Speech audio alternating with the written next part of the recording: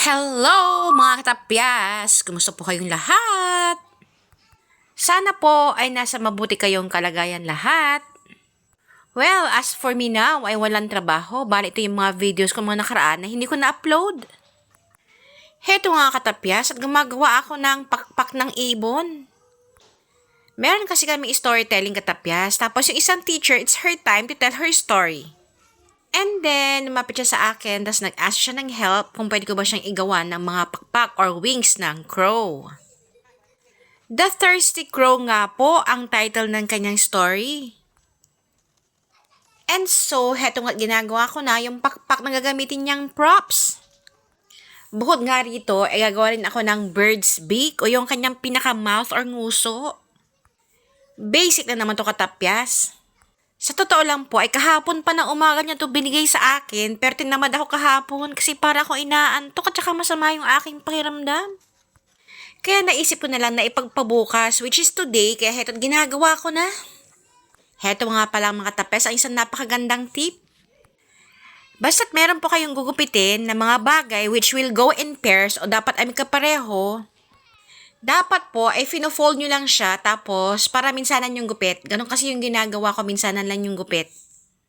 Pero today, since malaki nga yung pakpak, kaya ang ginawa ko after ko magupit yung isa, tinrace ko doon sa isa. Ganon. At heto na nga katapes, lalagyan ko na siya ng tali para hindi malaglag pag ginamit ng teacher mamaya. And so, heto naman yung aking bird's beak. Napakadali lang po. Nagtupi lang po ako ng mga hard papers na dalawa na shape triangle. Nag-fold nga pa ako ng malit na part yung sa pinaka-bottom ng triangle tulad nito. And so, bali dalawa siya, tapos pagdidikitin mo. Gumamit nga po ako katapyas ng puncher. Binutasan ko po siya para meron akong paglagyan ng rubber band. Bali po, rubber band or goma ang gagawin kong pangbanat or pangtali sa aking tenga nang sa ganon ay hindi siya malaglag. Dapat nga po ay magkapantay yung parehong butas niya na paglalagyan mo ng goma.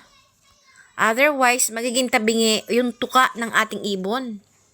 Naglagay nga lang ako ng tig-2 goma dito.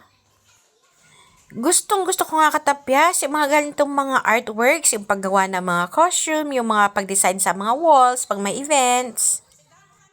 Isa po ito sa mga favorite kong hobby bukod sa mahalin ka, Diyosera. And so mga katapyas, ito po yung beak o yung tuka ng aking magiging uwak mamaya. O diba ang ganda niya, very sharp, napakatulis. Ito naman kaya ang gagawin kong mask parang bagay sa akin.